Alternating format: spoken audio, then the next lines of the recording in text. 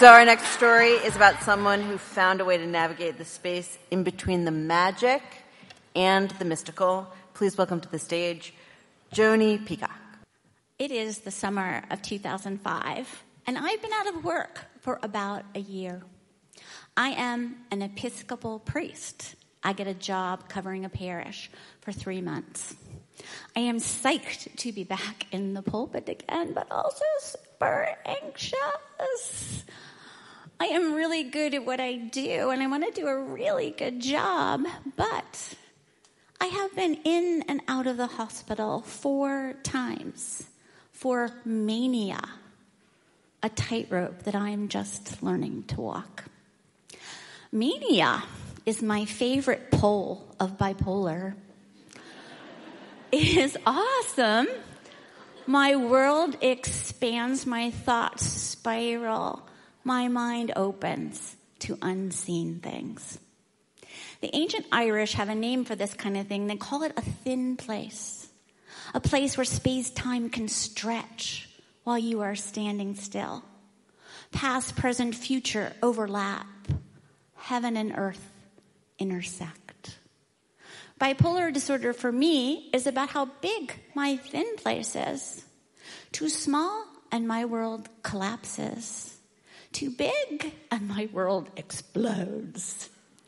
I want to live somewhere happily in between. So after 4 trips to the psych ward, I have got this. I have got some meds. I know my triggers. Who cannot handle a little mania? So to get back up to speed, I start to read. Nightly, I take about 6 books to my bed. The Bible, of course, commentaries, novels, quantum physics. Madly flipping pages, I scribble in the margins. What the fuck? No, that doesn't make any sense. Yes, I totally agree. And wrong, Neil deGrasse Tyson, you're just wrong. That's not crazy, right? Lots of people write in the margins. But not everyone is as lucky as me to start to hear the author's voices swirling in their heads. I'm not Joan of Arc, but like her, I start talking back to them, and these conversations start to keep me up at night. So this is a 3-month gig, 12 weeks, 12 sermons. It is hard to come up with stuff to say week after week, but not the summer of 2005. It's like God is whispering sweet little nothings into my ears. Love is patient. Love is kind. Yes, God, yes. I write 12 sermons in 10 days, and they are brilliant. Week 1, profound. Week 2, inspiring. But by week 4, they're getting a little confusing. And by week 6, they're not making much sense, not even to me. And that is disturbing. Who wrote these? I have to throw half of them away and rewrite them, which is a pain in the ass. Maybe I need to schedule or pace myself a little better. Nah, I got this. So Tuesday morning Bible study, here I come. Bing, bang, boom, I enter the room, people circled up in chairs.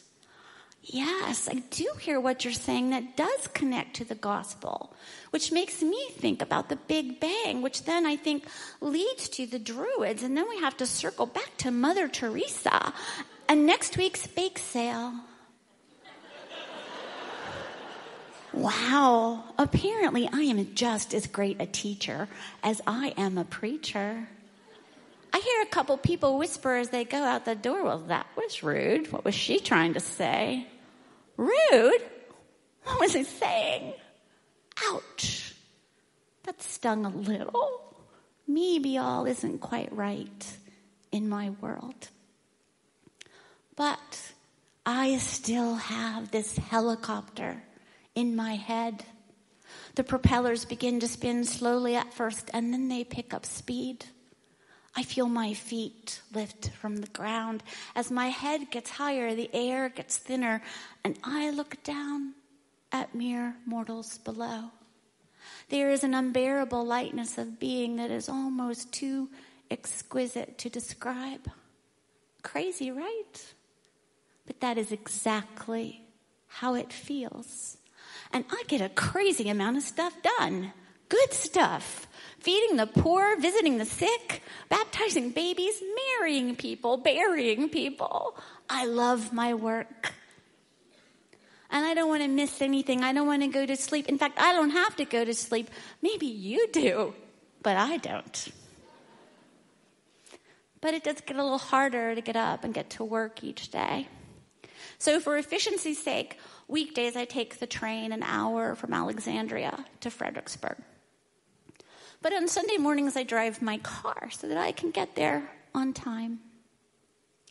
I throw my prayer book and my sermon into the back seat. Driving slowly at first, I run through all the stuff I've got to do. Open the doors, turn on the lights, flowers on the altar, candles lit. My little Saturn, my chariot to heaven, starts to feel like a plane. And with every passing mile, I step on the gas a little more. Slip the surly bonds of earth, a little voice says, "You can fly, Joani. You can fly." Acceleration feels like levitation. My car climbs into the sky. I have no sense of danger, only joy. And I am making great time. I'm going to get there early, beat the ushers, climb in the pulpit, set the place on fire. But I am also wobbly from lack of sleep, and my car begins to weave from lane to lane. I lose consciousness. I let go of the wheel. My car backflips twice. My roof caves in. My windshield shatters. I wake up on the wrong side of the highway, turned wrong way round. I have just enough presence of mind to call the police. "I'm okay, officer. Just give me a ticket. I gotta go." I am so manic. I still do not think anything is wrong, but you cannot get more wrong than totaling your car. Oh my God, dear God, what have I done? My brain is a gift.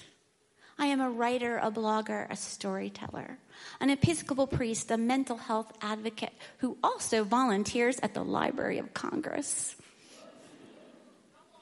But I have to admit that mania is dark magic. And it is the memory of that car crash that keeps me sane. I could have died that morning much, much worse. I could have killed someone else that morning, someone's child, the antithesis of all that is holy and the darkest of places that I don't ever want to go again. So, how do I keep my feet on the ground? Well, I take a few little meds every day, like clockwork. I walk all over the place and I write to navigate my way. And I have an awesome therapist who examines my head every week. But I have no desire for balance or to be in the middle of some mood chart. Yes, I believe in gravity, but I also believe in God. I want to keep my head just far up enough into the clouds to keep doing amazing things. I want to live in just the right space of the thin place.